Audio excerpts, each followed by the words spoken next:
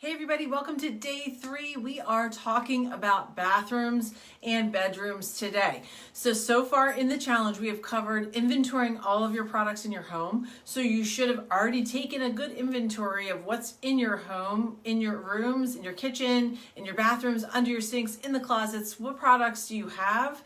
And then yesterday, we talked about our kitchens, right? It's a big area to cover with lots of cleaning supplies, lots of germs. And today we tackle the bathroom and bedroom. I'm coming to you live from my very compact master bathroom. So I'm going to do my really best to share. I have a lot of products in here. I have a lot of things I want to share with you in this kind of compact space. So I'm going to do my best. Bear with me. And we're going to walk through a lot of the content that I posted in the group. If you're on the email list because you registered, then you should have received that in your email this morning as well. So a lot of the cleaning supplies that we use in the bathrooms are the same ones that we use in the kitchen, right? Because cleaning is cleaning. We're trying to get rid of germs, get rid of dirt, get up the grime and all of that. So the fancy bathroom cleaners that you see, or shower cleaners, or all these kind of products that are on the market are not really necessary. They're just marketing tools to get us to buy more product and increase our toxic load in our homes, in our bodies, and on our skin. So the same cleaning products that we talked about yesterday are useful in the bathroom. So this is the spray bottle that I keep upstairs. Yesterday we talked about this, right? It had the Thieves cleaner. So I used 2 capfuls of the Thieves concentrate cleaner and the rest filled with water. You can also, if you don't want to buy Thieves or you don't have it, you can use vinegar and water, a little tablespoon of Castile soap, and a little baking soda. Shake it up each time and use it in your bathroom. This is to replace all of the other toxic chemicals, particularly bleach, because yesterday, remember, we talked about how dangerous bleach is for the brain. It does actually cause brain damage and neurotransmitter damage, as well as skin and lung irritations for adults and children. So we want to avoid that at all costs. So make yourself up a bottle, particularly get it into a glass bottle. In the bathrooms, you might want to experiment with other essential oil smells. So I know that I talked a lot about lemon yesterday, because in the kitchen, lemon seems to be like the go-to oil for me and the scent that I like in the kitchen. But in your bathroom, you could go with lavender, you could do eucalyptus, peppermint, any of those fun smells, something that's pleasing to you. You could put them in your spray bottles and then work them into your bathroom routine. Remember also to try to use the microfiber and reusable cloths to clean your bathrooms as well versus the paper towels, because remember we talked a little bit about how traditionally they're bleached and they have dioxins in them and other chemicals that we don't want to absorb on our skin. So also it's much more sustainable for the environment if we use reusable microfiber cloths, or just cut up some old towels or old t-shirts or whatever you have.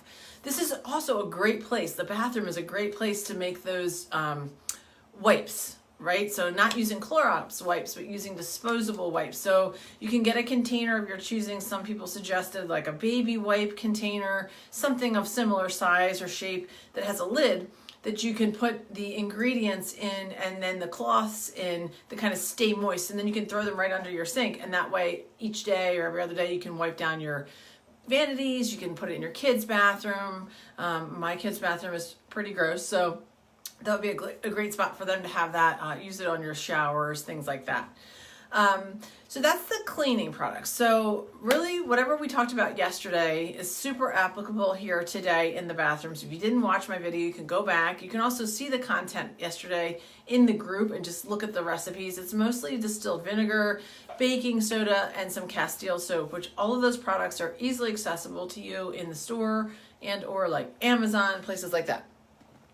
So the first thing I want to show you is the foaming hand soap. So this is a new find for me and I love it. So we all have hand soaps throughout our bathrooms and in the kitchen. Yesterday I showed you my bottle. This one doesn't have a pretty label on it, unfortunately. But I make these soaps pretty regularly because we go through a lot of soap. We have 5 people in our home. We're washing our hands regularly and we go through it. So to do this, you just need these pump bottles. You can get them on Amazon. This is plastic. Now, remember yesterday I told you that it's not ideal to have plastic because I do use essential oils in my soap. So essential oils break down the plastics in any kind of container or glass and can get into the product. So ideally, you would have a glass bottle. I'm working my way into that because remember, we're just always baby stepping our way in. We don't always have the means or the time to jump all into any new thing. So I'm baby stepping my way in. That's next on my list to purchase, the glass bottles from Amazon. I think they come in a 2-pack. It's on my list of preparation materials that came out the first day. So you get one of these pump bottles and then you get some Castile soap. This is the kind we use. It's Dr. Bronner's. This is unscented. It's like baby, it's called baby unscented. It also comes in lavender, peppermint, maybe an orange. I think there's several flavors of this. I usually just use the unscented because I like to put my own scent in and be able to mix it up whatever room I'm in. So you use this Castile soap and you also can add in some moisturizer. This is vegetable glycerin. You can use vitamin E oil. Both of those are easily accessible on Amazon as well. To add just a little bit of moisture to your hands. It's about 1 tablespoon of the moisturizing product in the bottle for the soap. The recipe's in the contents. So we use, it says 2 tablespoons of the Castile soap. I like to add a little bit more. Depending on the size of your bottle, I would probably put the soap maybe a quarter of the way up. I'm not the best at measuring, that's why I don't bake. So maybe a quarter of the way up. Add in the tablespoon of your vegetable glycerin or vitamin E oil, or you could even use almond oil or another moisturizing product, and then about 10 drops of essential oils.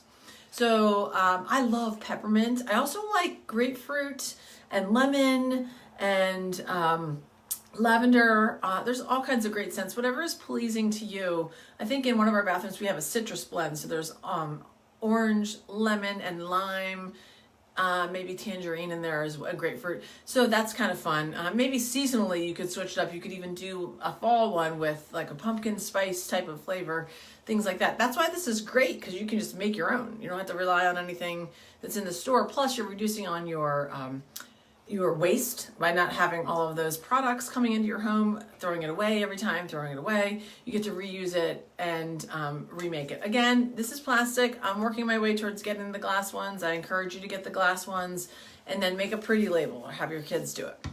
So the recipe for that is in the contents, just the Castile soap, the liquid oil, and 10 drops of essential oil. And then you fill up the rest with water until it's just below. You want it to be just below this little guy right here. So probably up to about here with water. And then you give it a shake and you're good to go. It foams up really nice, see? Just like regular foaming soap. I love it. All right, so let me rinse this off. Okay, so the next thing I want to talk about is my oil face wash, okay? So again, I'm working in this small space, so I'm going to transition some things around so I can get to it. Thanks for your patience.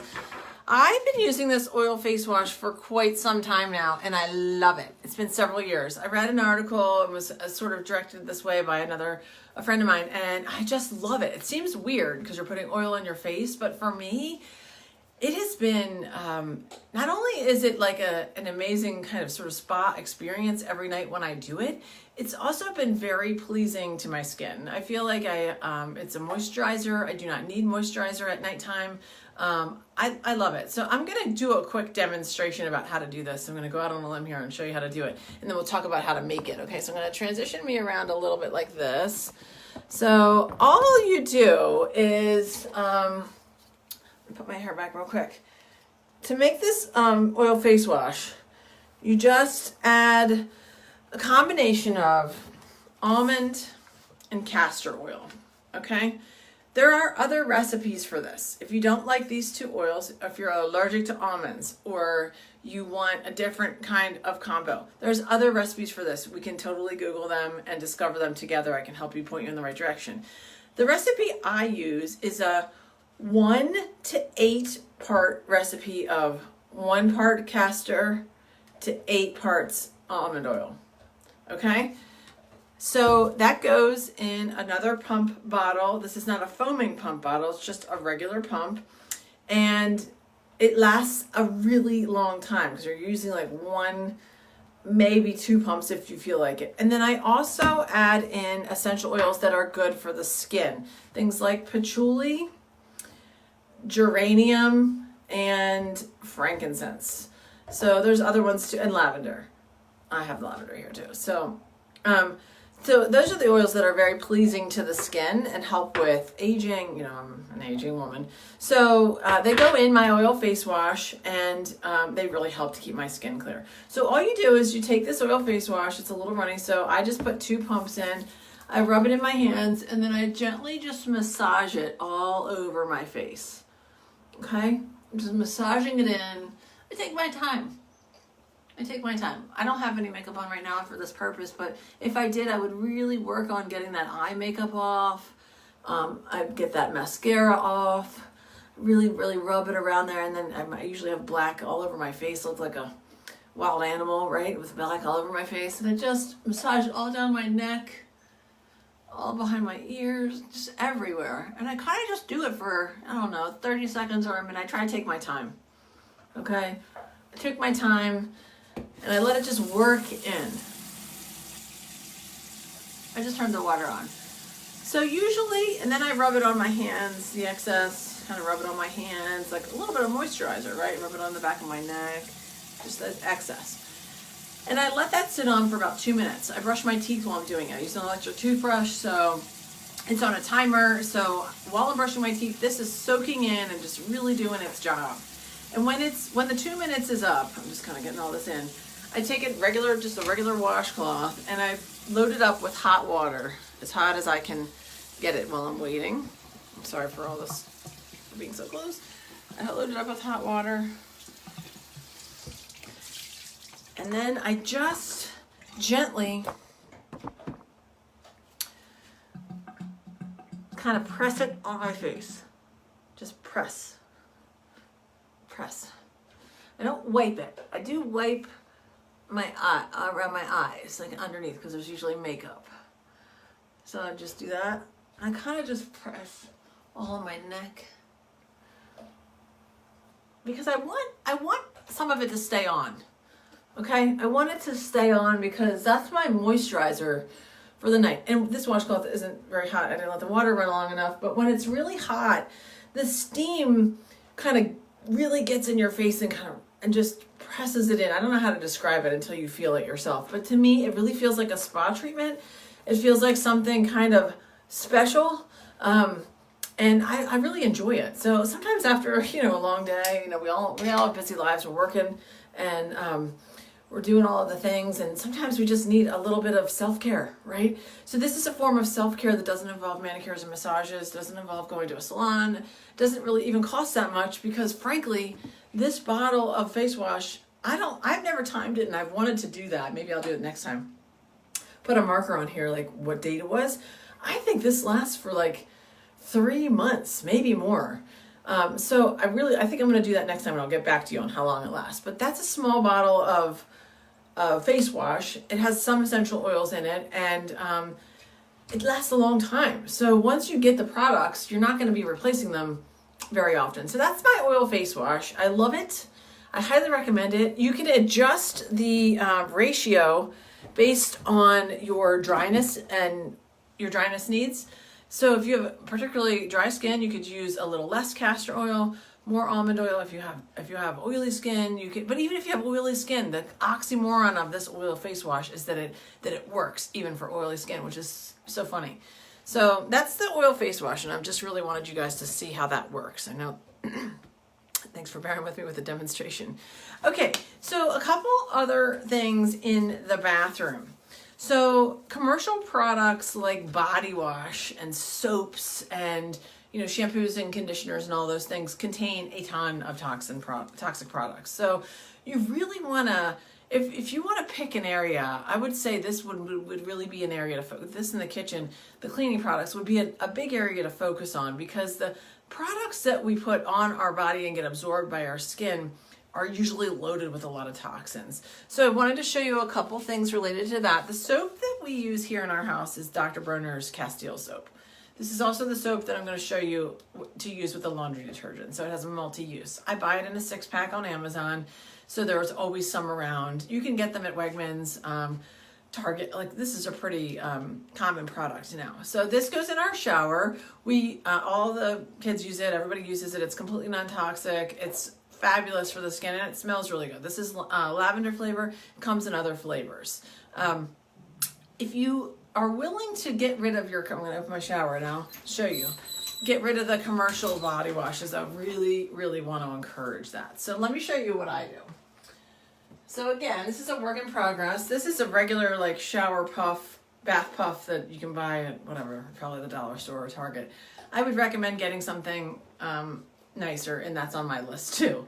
It just didn't come in on time before our live today. So get a little bit of a nicer product. I'm going to look for something with more synthetically made, a non-synthetic cotton or some other material that's not this plastic. Anyway, pretend this is something really fancy and beautiful. I just take the bar soap and I rub it all over. I guess I could show you. I rub it all over this puff and like really lather it up, right? I scrunch it all up and it gets really lathery. And then I keep peppermint and eucalyptus oil in my shower. You can probably see my little ledge right there. I keep my peppermint oil and my eucalyptus right there. Depending on how I'm feeling is what I use. Typically, I love peppermint in the shower. It's a energizing oil. So it's like a wake up kind of oil as it is. It also provides a cooling effect on the skin. So when you put it on your skin, you get like a, not a tingling, but kind of just like a coolness. It's really refreshing.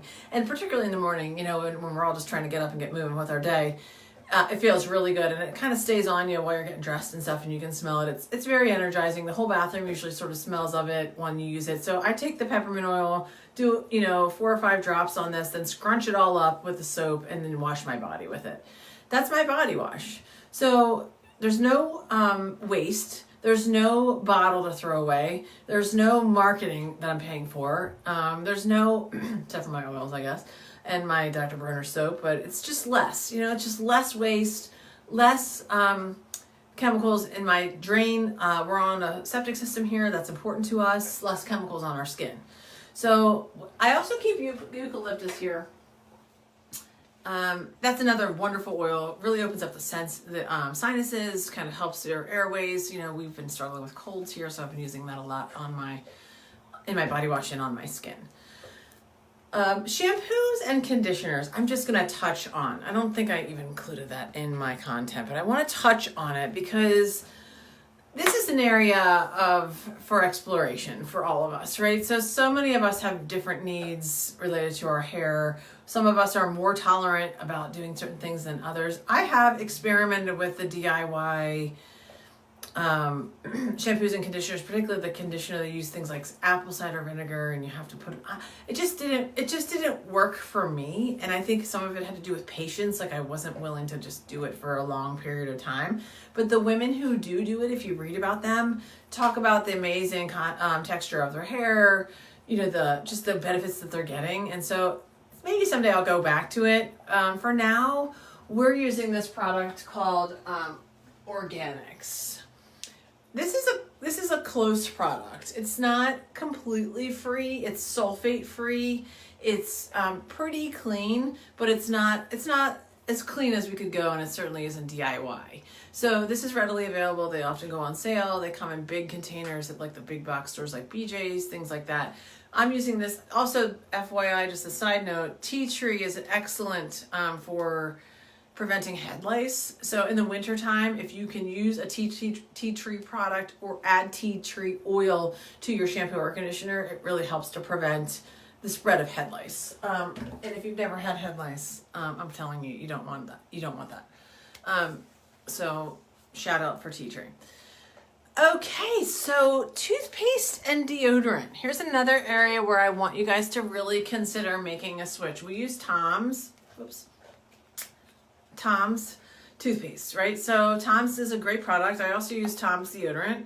Both of these are readily available at Target, all the stores, right? We actually have our toothpaste on subscription at Amazon, so it comes regularly to us. So natural toothpaste really can eliminate the bacteria that's naturally in your mouth without using those harmful chemicals. They also use really nice ingredients, things like mint, herbs to freshen your breath. Natural toothpaste don't have artificial flavoring or dyes. Many of them are fluoride free, which there's a whole movement about fluoride, a lot of information about the harmful nature of fluoride or too much fluoride, so you might want to take a look at that. I'm not gonna lie, and just being full disclosure, the natural deodorant situation is challenging. I have tried a variety of natural deodorants, including making my own, and I have not had a lot of success, I guess I'm just going to say. So conventional deodorants have been linked to a lot of health issues. They usually contain mercury. There's a lot of studies related to breast cancer and heavy metal exposure and Alzheimer's, things like that. And that's why it's important to me to get rid of this. So I do use the Tom's deodorant. For me, it's fine. I don't think if I was going to be in close contact with a lot of people where it was really important to me that I didn't have body odor, then I probably would have to find something else. But for me in my life, it seems to be okay. I'm just going to say natural deodorants are challenging. So there's a lot of other products that I haven't tried out, like Native.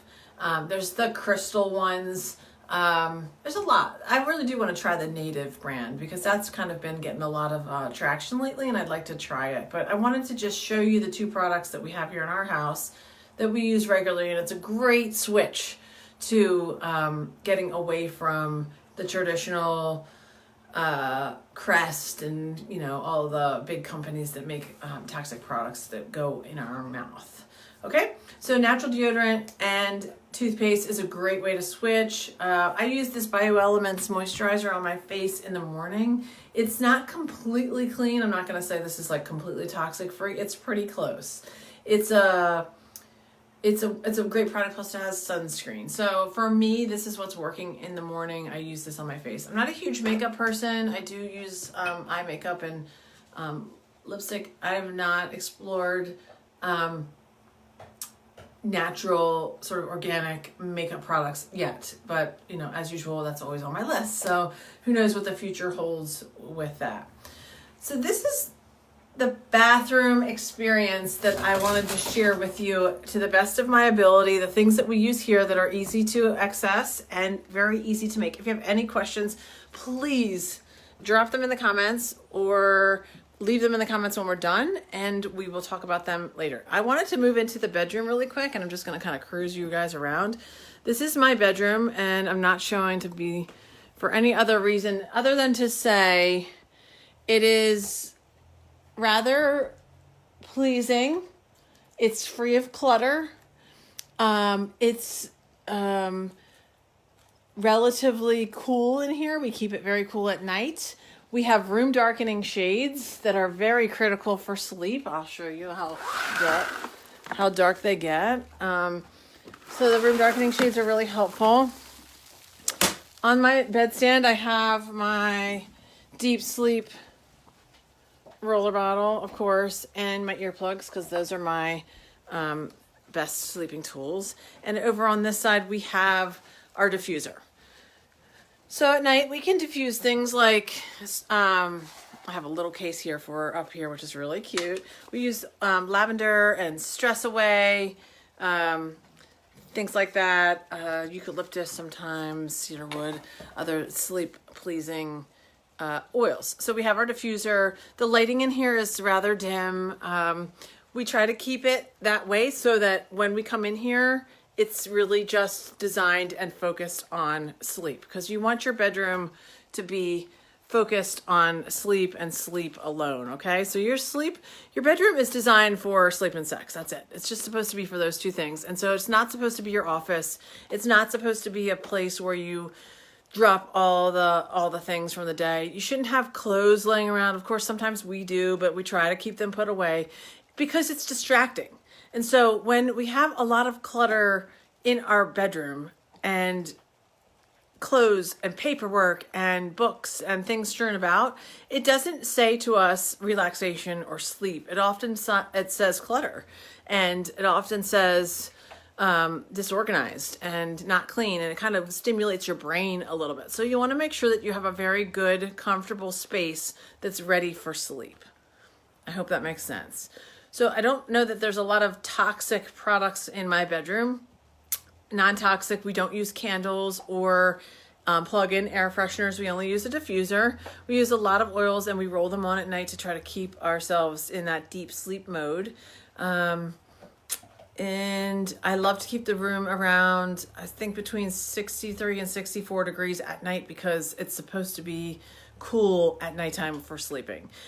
You want to make sure that your bedding is very comfortable, that it's pleasing to you. It doesn't have to be expensive or fancy. It just needs to be somewhat pleasing. I mean, you could get something at Walmart that's pleasing to your eye and feels good on your skin. So you want to make sure that it feels comfortable to you. The darker it is, the better for you, because that's going to promote more melatonin production and just better quality sleep. Even when we think things are not distracting to us, even the light on the electric toothbrush can be distracting. Even the light on your alarm clock can be distracting. So you just want to consider all those things if you struggle with a lot of sleep issues. So that's the material that I have for you today for bedrooms and bathrooms. If anybody has any questions, please make sure you ask. If you missed yesterday, we talked about the kitchen and all of the products that are involved in our kitchen, how to change over our cleaning products. We talked about plastics and some other toxic areas of our kitchen. Tomorrow, we're going to jump into laundry, I believe. That's what's coming out tomorrow. And I'm really excited about sharing with you how to make your laundry detergent. It's much easier than you think, and the material will be dropped into the group. Of course, you'll get an email as well. If you have any questions, just leave them there. Make sure you post your pictures of your bathroom products and how you're making a change with the hashtag Detox Your Home Challenge 2020, so you can be entered to win the contest at the end of this week. I hope you guys are enjoying the challenge. It's been super fun for me. It's been great having your questions come in and answering them and engaging in conversation and just bringing up this really important stuff, because what we put in and on our bodies is very critical for our mental health and our physical health. And we want to make sure that we're making that connection between our brain chemistry and the products and the food and the products that we're using and eating, because it matters. It really does matter. And there's a lot of things that we can take control of. And like I said yesterday, there's so many things that we can't take control of, that we need to be able to take control of the things that we can. And so these are some of the ways that we can. You can make some hand soap. You can change your body wash. You can change out your shampoo and conditioner, your toothpaste. I mean, there's the things that we do have control over, and also our dollars speak volumes about what our values are. So when we put our money towards things that are much healthier, that are greener, that are less toxic, we tell those manufacturers and the world and our country that those things are important to us as consumers. So I really want us to be knowledgeable consumers, not just take everything because we see it on a commercial or that's what we grew up with. Just consider what we can do to make a change to reduce our toxic load.